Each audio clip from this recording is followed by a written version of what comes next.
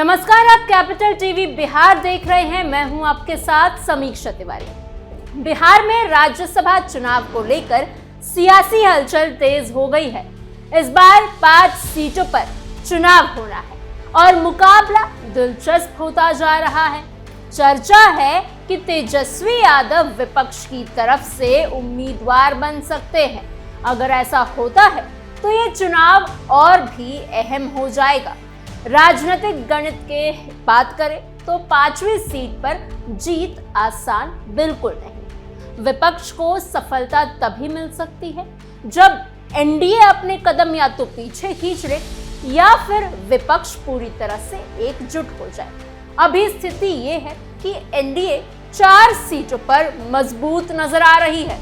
इतना ही नहीं, अपने एक और उम्मीदवार को जिताने के लिए एनडीए को सिर्फ 3 वोट कम पड़ रहे हैं। यानी थोड़ी सी जोड़ तोड़ या समर्थन मिलते ही तस्वीर बदल सकती है। दूसरी तरफ विपक्ष बटा हुआ दिख रहा है। अगर सभी दल साथ आ जाए तो 5वीं सीट पर मुकाबला कड़ा हो सकता है। इस चुनाव में आरजेडी की 2, जदयू की 2 और भाजपा कोटे से 1 सीट खाली हो गई है।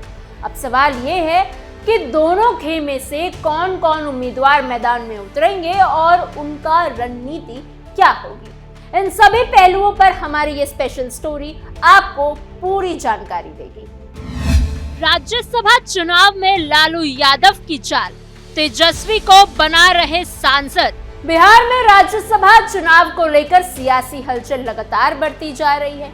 अभी तक किसी भी बड़े दल ने अपने उम्मीदवारों के नाम आधिकारिक ऐलान नहीं किया है, जबकि नामांकन की प्रक्रिया 26 फरवरी से शुरू हो चुकी है।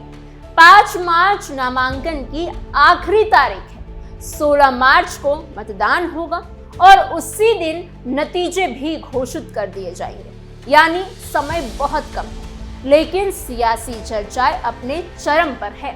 इस बार बिहार में 5 सीटों के लिए चुनाव होना है। इसमें आरजेडी के 2, जदयू के 2 और भाजपा कोटे से 1 सीट खाली हो गई। ऐसे में हर दल अपनी रणनीति बहुत सोच समझकर बनाने वाली है। भाजपा कोटे की जिस सीट पर चुनाव होना है, उस सीट से पिछली बार आरएलएम प्रमुख उपेंद्र कुशवाहा को राज्यसभा भेजा गया था। अब फिर से उनका नाम चर्चा में है। संख्या बल के हिसाब से देखें तो जदयू और भाजपा के 2-2 उम्मीदवारों का राज्यसभा जाना लगभग तय माना जा रहा है।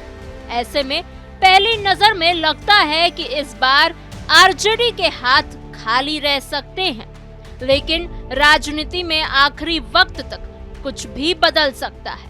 अगर पूरा विपक्ष एकजुट हो गया तो 5वीं सीट पर मुकाबला दिलचस्प हो सकता है और आरजेडी अपने खाते में 1 सीट ला सकती है।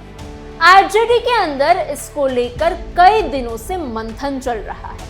पहले चर्चा थी कि रिटायर हो रहे अमरेंद्रधारी सिंह पर पार्टी फिर से दाव लगा सकती है। वहीं प्रेमचंद्र गुप्ता को झारखंड से भेजने की बात भी सामने आई। इसके अलावा पूर्व सांसद शहाबुद्दीन की पत्नी हिना शाहब का नाम भी चर्चा में है। पार्टी के मुस्लिम यादव समीकरण के हिसाब से उनका नाम फिट माना जा रहा था, लेकिन अब सबसे ज्यादा चर्चा तेजस्वी यादव के नाम की हो रही है। हालांकि पार्टी की ओर से अभी तक कोई भी आधिकारिक पुष्टि नहीं हुई है। कहा जा रहा है कि आरजेडी सुप्रीमो लालू यादव की इच्छा है कि तेजस्वी ही राज्यसभा के उम्मीदवार बने। इसको लेकर विपक्षी दल में अंदर खानी बातचीत भी चल रही है। तेजस्वी ने ओवैसी के सामने फैलाए हाथ। तेजस्वी यादव फिलहाल राघोपुर से विधायक हैं और बिहार विधानसभा में नेता प्रतिपक्ष की जिम्मेदारी संभाल रहे हैं। वो राज्य की राजनीति का बड़ा चेहरा माने जाते हैं।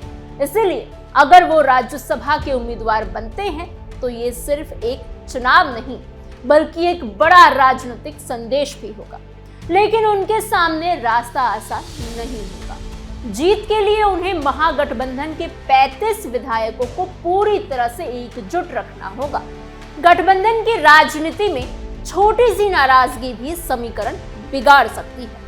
इसीलिए हर सहयोगी दल को साथ लेकर चलना बड़ी चुनौती होगी। इसके अलावा बसपा के एक विधायक और AIMIM के 5 विधायकों का समर्थन भी जरूरी माना जा रहा है।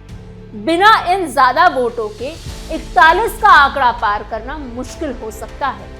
AIMIM के बिहार प्रमुख अख्तरुल इमान पहले ही अपनी पार्टी के उम्मीदवार उतारने की घोषणा कर चुके हैं। इस कदम से RJD पर दबाव बढ़ा है, क्योंकि वोट बंटने का खतरा अब पैदा हो गया है। हालांकि सियासी गलियारों में चर्चा है कि AIMIM MLC की एक सीट चाहती है और उसी को लेकर अपनी ताकत दिखा रही है। ये भी कहा जा रहा है कि इस मुद्दे पर उनकी बातचीत लालू प्रसाद यादव से हुई। अब देखना होगा कि बातचीत से कोई सहमति बनती है या मुकाबला सीधा सीधा होता है। राज्यसभा की एक सीट जीतने के लिए 41 विधायकों का समर्थन जरूरी है। अगर पूरा विपक्ष एकजुट रहता है तो ये संख्या जुटाई जा सकती है। भाजपा विरोध के नाम पर महागठबंधन और AIMIM एक साथ आ सकते हैं, लेकिन बसपा के साथ स्थिति थोड़ी अलग है। बसपा ने कभी भाजपा का खुलकर विरोध नहीं किया है। हालांकि बसपा से जीत एकमात्र विधायक तेजस्वी के ही स्वजातीय माने जाते हैं और वो पहले RJD का टिकट चाहते थे। टिकट ना मिलने पर उन्होंने बसपा के टिकट पर चुनाव लड़ा और जीत गए। ऐसे में उनका रुख क्या होगा, ये भी अहम सवाल है। अगर तेजस्वी यादव राज्यसभा जाते हैं तो उन्हें अपनी वर्तमान विधायक छोड़नी पड़ेगी। ये नियम संविधान के अनुच्छेद 101 क्लॉज 2 के तहत है, जो साफ कहता है कि कोई भी व्यक्ति एक ही समय पर विधानसभा का सदस्य और राज्यसभा का सदस्य नहीं रह सकता। इसका मतलब ये है कि राघोपुर की सीट खाली हो जाएगी और वहां उपचुनाव की संभावनाएं बन जाएगी। राजनीतिक गलियारों में इस सीट को लेकर कई तरह की बातें चल रही। चर्चा है कि अगर तेजस्वी यादव राज्यसभा के लिए जाते हैं तो राघोपुर की सीट खाली हो सकती है और उनकी पत्नी राजश्री को चुनाव में उतारा जा सकता है। जी हाँ, इस कदम से लालू परिवार का राजनीतिक प्रभाव और भी मजबूत हो जाएगा और परिवार का एक और सदस्य सक्रिय राजनीति में शामिल हो जाएगा। लालू परिवार पहले से ही बिहार के राजनीति में कई तरह से सक्रिय है। परिवार में राबड़ी देवी अभी MLC है, तेजस्वी नेता प्रतिपक्ष है और मीसा भारती लोकसभा के सदस्य है। इसके अलावा तेज प्रताप यादव और रोहिणी आचार्य भी राजनीतिक गतिविधियों से जुड़े हुए हैं, लेकिन दोनों चुनाव हार चुके हैं और फिलहाल पार्टी से भी बाहर हैं। अगर राजश्री को मैदान में उतारा गया तो ये परिवार के लिए नई राजनीतिक ताकत साबित हो सकता है। इससे न केवल परिवार की राजनीतिक पकड़ मजबूत होगी, बल्कि विधानसभा में उनके प्रभाव को भी बनाए रखने में मदद करेगी। ये रणनीति लालू परिवार की राजनीतिक भविष्य योजना का हिस्सा मानी जा रही है, जिसमें वो अलग अलग सीटों और पदों के माध्यम से परिवार के सदस्यों को सक्रिय रखते हुए सत्ता में अपनी पकड़ बनाए रखना चाहते हैं। गठबंधन वर्सेस NDA, कौन बाजी मारेगा? बिहार की राजनीति में विधायक से राज्यसभा जाना कोई नई बात नहीं है। पिछले 35 सालों में कई नेता ऐसा कर चुके हैं। खुद लालू प्रसाद यादव भी विधायक से राज्यसभा पहुंचे थे। भाजपा ने भी 2022 में सुशील कुमार मोदी को विधायक से प्रमोशन देकर राज्यसभा भेजा था। 1990 से अब तक 27 लोग बिहार से राज्यसभा जा चुके हैं, जिनमें कई नेता विधायक की छोड़ कर गए। लालू यादव 1990 से 1997 तक बिहार के मुख्यमंत्री रहे और 2002 में राज्यसभा सदस्य बने। सुशील कुमार मोदी भी कई बार विधायक रहे और बाद में राज्यसभा पहुंचे। अब सवाल ये है कि 5वीं सीट पर बाजी किसके हाथ लगेगी? सभी जानते हैं कि विपक्ष को जीत तभी मिलेगी जब NDA पीछे हटे या फिर विपक्ष पूरी तरह से एकजुट रहे। NDA को अपने एक और उम्मीदवार को जिताने के लिए सिर्फ 3 वोट कम पड़ रहे हैं। अगर ये वोट जुटा लिए गए तो 5वीं सीट भी एनडीए के खाते में जा सकती है। अभी एनडीए की रणनीति खुलकर सामने नहीं आई है। पहले चर्चा थी कि केंद्रीय मंत्री और एलजेपी-आर नेता चिराग पासवान की मां को उम्मीदवार बनाया जा सकता है, लेकिन चिराग ने इस दावेदारी से इनकार कर दिया है। उपेंद्र कुशवाहा अब भी उम्मीद लगाए हुए हैं। राजनीति में गणित के साथ साथ केमिस्ट्री भी काम करती है। अगर तेजस्वी मैदान में उतरते हैं तो ये चुनाव सिर्फ संख्या का नहीं बल्कि वर्चस्व का भी बन जाता है। एक तरफ एनडीए अपनी मजबूती दिखाना चाहेगा तो दूसरी तरफ महागठबंधन अपनी एकजुटता साबित करना चाहेगा। छोटे दलों की भूमिका भी बेहद अहम हो जाएगी। हर वोट की कीमत बढ़ जाएगी और आखिरी समय तक जोड़ तोड़ जारी रह सकती है। बिहार की राजनीति हमेशा से दिलचस्प रही है।